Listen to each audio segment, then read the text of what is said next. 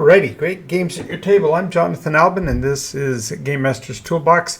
We have some fun stuff to go over today, and I really want to have you look at the way you see your game, because your perception is sometimes adjusted by the way in which you look at things. And so today we're going to be talking about 10 different types of eyewear. We're going to be speaking of it in two ways. We're going to speak of it in terms of how your game might be influenced by your perspective already, as if you are wearing these goggles, these different devices. But we're also going to talk about it in the meta of how that would actually work within your game to allow a player character, for example, to have a pair of them, and how that might affect that player's perception of the adventure as well.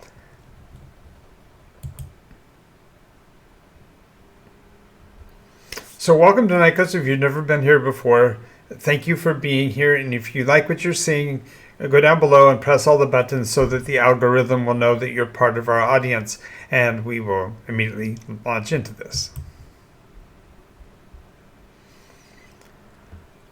Alrighty, so we're going to be looking at the lenses of reflection. Now, in terms of doing each of these, I'm going to speak in the meta about it and how the idea that you might actually have on actively the lenses of reflection, for example, and how that will affect your perception of the game session.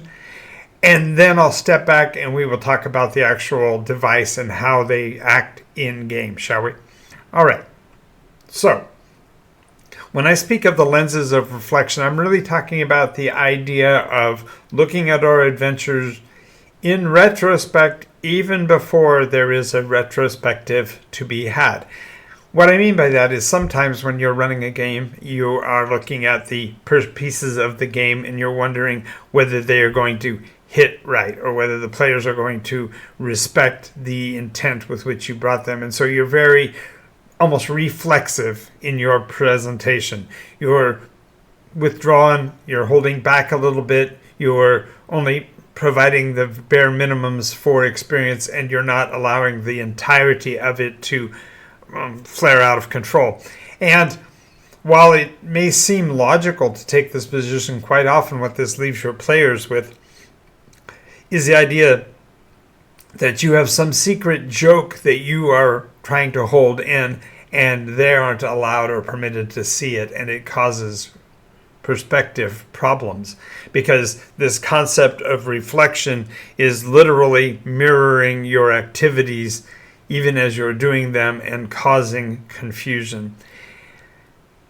Now, when we talk about the actual device, the lenses of reflection, we are actually meaning to say that when they put them on, it literally becomes an echo chamber for them. For every word that they say, they immediately hear back, and it causes confusion, it causes difficulty of understanding, it causes a problem for them. And for you to manifest it best for them, you literally have to try to replicate what they're saying as they say it in an instantaneous feedback loop, and literally don't give them a second to breathe, so to speak, in between, until such time as they call out in the meta, let's get out of this for a second, because then in the meta you can describe more clearly what they're experiencing. But in the instant that they are putting them on, you need to have them feeling this instantaneous reflection activity. Now, obviously, in the first case, if you're actually playing and presenting your players the material through the lens of reflection, it really means that you need to kind of step back for a moment and allow the players to experience the material and let them internalize it. Now, if you've been operating under the lenses of reflection for a while, and you might have felt this from players who step away from your game quickly, or don't stay for very many sessions, or they are seeming consternated, then it's just a matter of you reflecting on the experience after the session. Talk about it in terms of using a debrief process or something so that the players can manifest what they are experiencing. And I think you'll find that in the case of the issue of the lenses of reflection, it's just a matter of holding your breath and stepping back a bit and letting the play work itself out. In the case of the lenses of reflection, it's particularly good for the players if there is, for example, something screwy going on, for them to be able to catch themselves in the case of the backsteps that the lenses of reflection might have actually caused.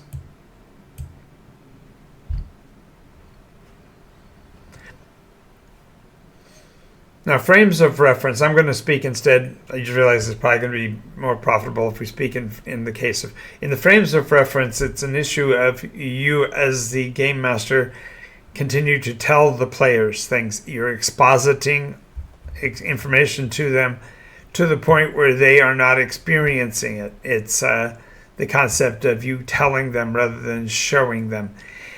And when you play with these frames of references on, your players will exert dissatisfaction. They might go a little bit more to the side of YOLO only because they're not being allowed to experience the world. Instead, they're being forced to see it through your visual lenses. And this can cause a problem for them to not feel like they're a part of the story.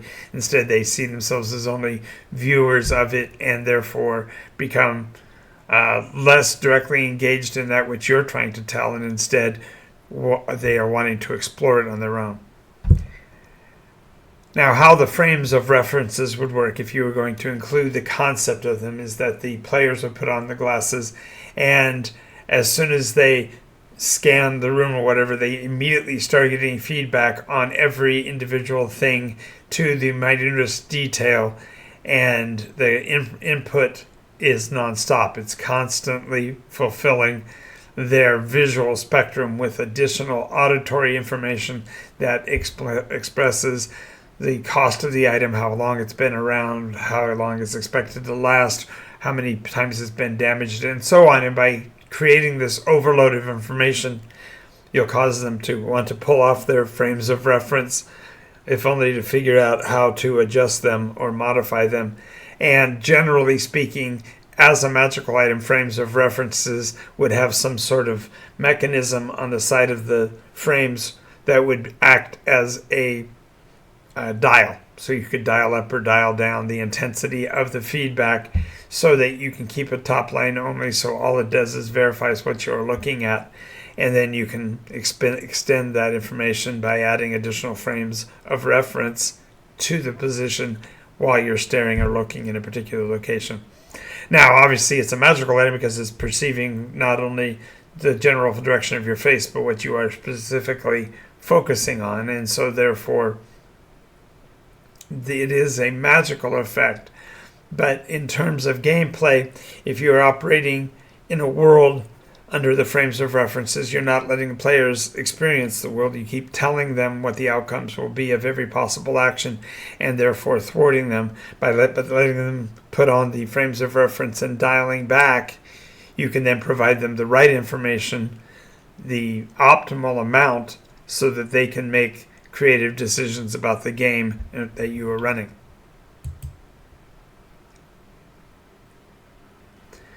This is one of my favorites. This is an actual property, if you will. If you're operating a game through rose-tinted glasses, then the players always get along. There's never any enemies that they don't agree to negotiate with, and there's constantly a way to resolve the situation in a happy place, a calm and peaceful place. In gameplay, of course, rose-tinted glasses would be not allowing the players to determine their actions when dealing with others. You would be interacting or guiding them through the particular scenes one after the other through your perception of what they are experiencing. So let me now step over and talk about it. If you're talking about the actual mechanical capability of rose-tinted glasses, if you're adding to your game session this concept, what you're doing is providing them a magic item that allows them to see the world as they would like it to be, in spite of what is actually there. That is to say, when they walk down the street, maybe there is some hideous, monstrously dangerous villain walking down the street to them, but with their rose-tinted glasses on it, they would not see it. They would simply be unable to experience what it was that was there near them. And I've used it as an item within a trinkets packet, so to speak, where the players collectively are getting these weird or odd items, and they pick up these particular spectacles, and they look fine. There's anything wrong with them. They've got lenses, you can see through them. But when you put them on, now there's suddenly nothing that could possibly go wrong in the adventure for that person, even as the rest of the adventurers are having the difficulties they're having. The rose-tinted glasses create fundamentally a cursed area around them where that person cannot see the dangers thereof, unless, of course, overcome by the actual enemy, and that, of course, leads to chaos and hilarity at the same time. But the idea that if you are GMing and are yourself wearing the rose-tinted glasses, then perhaps you are missing some of the elements of danger to your group, either through players that are treating others with dishonor and disrespect, or perhaps you're not providing the players for their optimal experience of the game session. All right, so now to come to the deep focus goggles. And for the way you would be inserting those into your actual game, if you are accidentally wearing them, is that you will do the slightest minutia to the nth degree in advance of the game experience, and then force the players to play to that level of intensity in every session. And players that are forced to play in a deep focus goggles adventure are having to constantly hold their breath, so to speak, when it comes to actions, and wait to hear the final details before they act, and so therefore it leads to an increase in anxiety by the players and a concept of analysis paralysis, because they're certain that you're waiting for the gotcha moment to bring in the deep guns, so to speak, on them. Deep focus goggles are therefore detrimental to your game session if it causes the players to not be able to clearly make decisions because they're constantly waiting for the other shoe to drop. Now, in play, if you're going to provide them with deep focus goggles, what you're giving them is a pair of microscopic lenses, so to speak, that they cannot see forward with them unless they're face into the direct objective that they're trying to get to. And so they are ultra focused, but because they're ultra focused, they're ultra useless in most conditions. And so again, if you are utilizing deep focus goggles when you're running the game, you're putting your players at risk. And in the case of deep focus goggles, the player themselves would be getting into risk whenever they try to put them on, because they are not getting the full experience of what is within their visual field.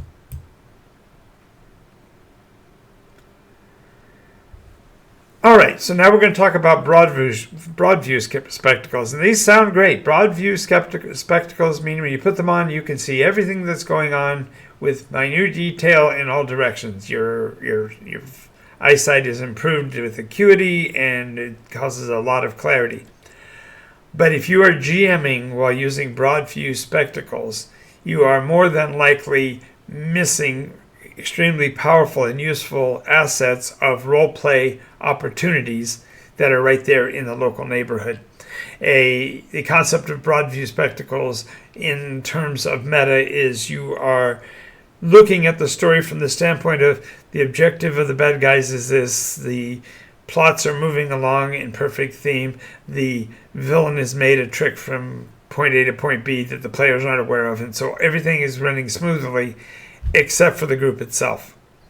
And so broad view spectacles are a problem for your group when you have lost focus on what's important to the locals and instead are looking at the larger scheme. This is problematic for game masters who are long tail storytellers that want there to be a large element of coherency going on between scenes within the game over long haul. But it does cause the players to miss out on some seriously useful player versus environment, or even player versus encounter type of settings. So, now giving this comparison, a pair of broad view spectacles to a player literally don't allow them to have close in range. They can't even see somebody who's within so many feet of them, but instead they can only experience what's outside of that framework. And so perhaps if you're traveling and you're aboard an airship or a sailing vessel and you want to be able to see the horizons, broad view spectacles are optimal for that kind of a purpose.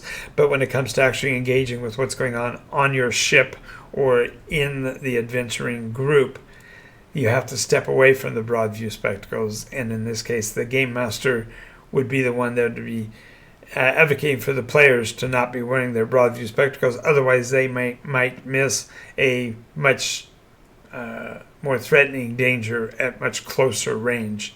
So the broad view spectacles, although they are good for for example, in the lead-in or the establishing shot portion of their presentation, they do need to shift back to normal spectacles for regular game sessions. And in the same way, you as a player you as a game master need to be able to step back and see what's going on within the local scene. Now, this is one of my favorites, the squirrel-bound binders. And this has to do with the fact that if you're a brand new game master and you've got 1,000 things going on and several game players that are really good change agents and they're moving around and trying to make things happen in the game, you can get lost literally pursuing all the possibilities. And I use the term squirrel-bound blinders to refer to those situations that we get into where we just don't know what's going on. We've got so many things, so many irons in the fire, so many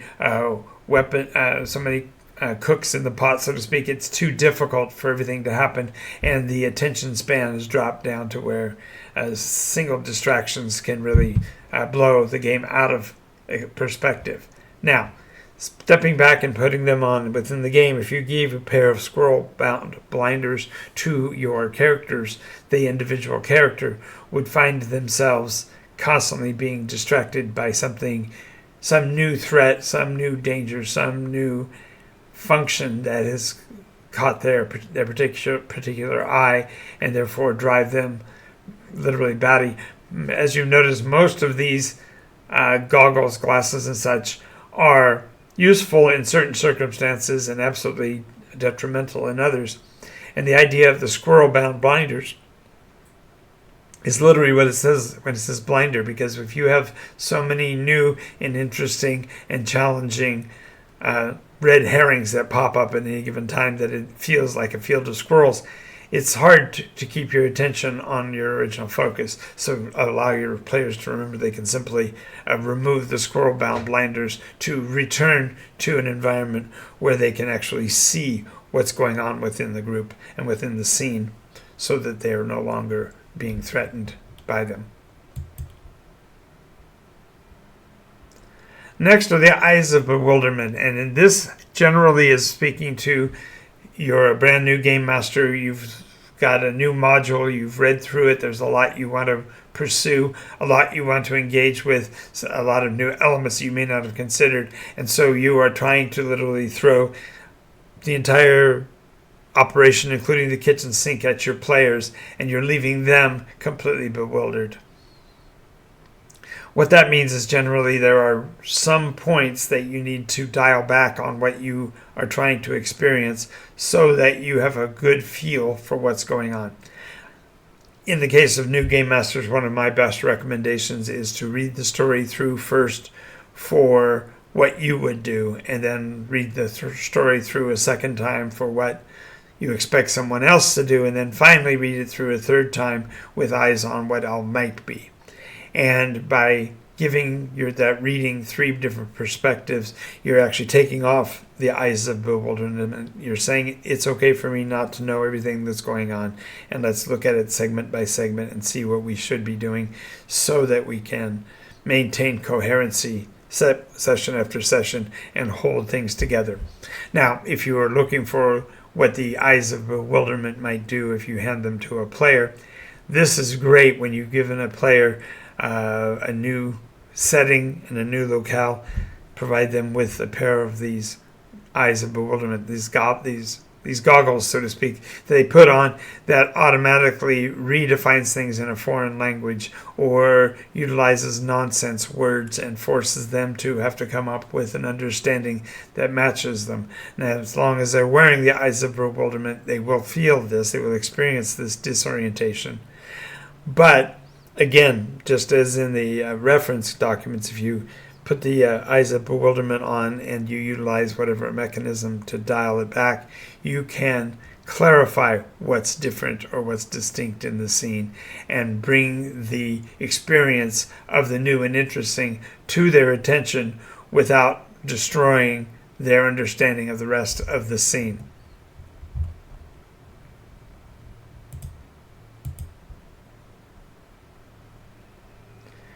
Okay, and the spiralized spectacles. You are a game master and you have been telling a story for some time now, and you've gotten into a pattern of routine. You've set him a monster, then you set him a trap, and then you send him a puzzle, and then you set him a monster, then you set him a trap, then you send him a puzzle. Spiralized spectacles fall into this routine. The idea is that your games have become so patternistic that the players can predict session by session what they're going to have to do and how they need to do it so they can overcome your problem for that episode. And so the idea that your game is being operated through spiralized spectacles is that you're creating a understandable, recognizable pattern that itself is harming your player experience, because you're building into them a false understanding of how patterns and routines work and not affording them the opportunity to truly understand. So, in-game, providing a player spiralized spectacles literally is intended to cause them to not be able to travel, because as they move, their perception is constantly being drifted to one side or to the other, so that they are constantly going in a circle and ending up back at just the same place they've been before. So they're fun to play with for a games group, especially if they've got one person they've been trusting to lead them, and he's been inerrant in his guidance up to this point, providing that person with a pair of these now recognized as cursed items. You cause them to challenge their perspectives and wonder whether or not any of the truth is established to be true. Next would be the lenses of the understated. And unlike the others that I've mentioned, the lenses of the understated are those times when you as a player, you as a game master, are afraid. You've gotten so punch drunk from providing information to your players that you're afraid that they'll be able to read through you, and so therefore you are providing them less information with each session. And I have to clarify that I've made statements before where less is more, and there is something to be said about that. But if you're constantly pushing them into the understated realm, you literally aren't providing them with the capacity to comprehend and trust where you're going with the story. So you have to make sure you take off your lenses of the understated and provide the players with the absolute facts that they need to make the decisions that they have to in the game.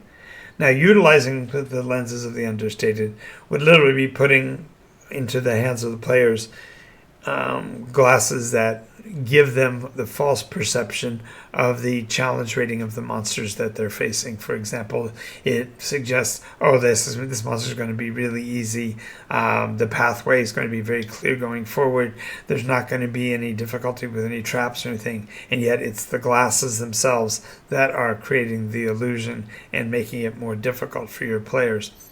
So when you do that, then the players have to then begin to understand that what they're seeing or what they're perceiving is not the same. Now, I've mentioned each of these as a different set of spectacles or glasses, but the reality is that these could be areas of effect fields and such, so that perhaps it's not only an individual, but the entire group that is facing the threats of these lenses. And so therefore they might be walking into, a greater Tarrasque's lair, but they are sure that it's just going to be a couple of puppy dogs. And the threats that are real are going to impose on them really quickly, and so the players will then quickly recognize that something is wrong and therefore be able to interact with it. What this means for you as the game master is that you need to recognize that the dangers that you present to the players by necessity have to either be dangerous enough for the players to interact with and run from, or that you have to provide them with additional tools to overcome the understatement.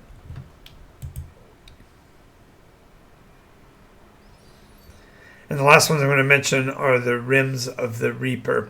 And this manifests, in the case of a game master, with the idea of the players being indestructible, and the players always making the right decisions, and the skills that they have always working. And there are times when that is not the case. And if you are unfortunately wearing the rims of the Reaper, your players can walk into a situation that will, by the end, leave you with the very unpleasant TPK or something likened unto it, where the play experience has been dissatisfactory and you've completely missed the mark.